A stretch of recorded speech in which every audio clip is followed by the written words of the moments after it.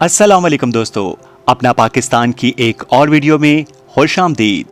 आज हम बात करेंगे पाकिस्तान के शहर लाहौर में वाक़े पंजाब यूनिवर्सिटी की। पंजाब यूनिवर्सिटी लाहौर में वाक़े वो वाहिद यूनिवर्सिटी जो हसूल आज़ादी के वक्त पाकिस्तान के हिस्से में आई थी। अक्टूबर 1882 में कायम हुई। तवील अरसे तक कश्मीर, सूबा सरहद और दहली के इलाकों की तालीमी जरूरियात पूरी करती रही। दहली का रिश्ता उस वक्त मुनक़ता हुआ जब उसे हिंदुस्तान का दारुल हुकूमत बना दिया गया और सूबा पंजाब से उसका इंतजामी ताल्लुक तोड़ दिया गया। सूबा सरहद का रिश्ता उस वक्त टूटा जब वहाँ एक मुस्तकिल यूनिवर्सिटी वजूद में आ गई। तब ओरिएंटल कॉलेज, कॉमर्स कॉलेज और मेडिकल कॉलेज उससे मुल्हक किए गए। इसके अलावा सूबे भर के 300 से जायद कॉलेज इससे मुल्हक हैं। क़याम पाकिस्तान के बाद एक वसी इलाके में न्यू कैंपस की बुनियाद रखी गई जहां उसके तमाम शोबे मुंतकिल हुए। नज़मियात, इब्लागियात और कंप्यूटर साइंसेस के नए शोबे कायम किए गए। पंजाब यूनिवर्सिटी लाइब्रेरी एक बहुत बड़ा कुतुबखाना है जहां तहकीक के नुक्ते नजर से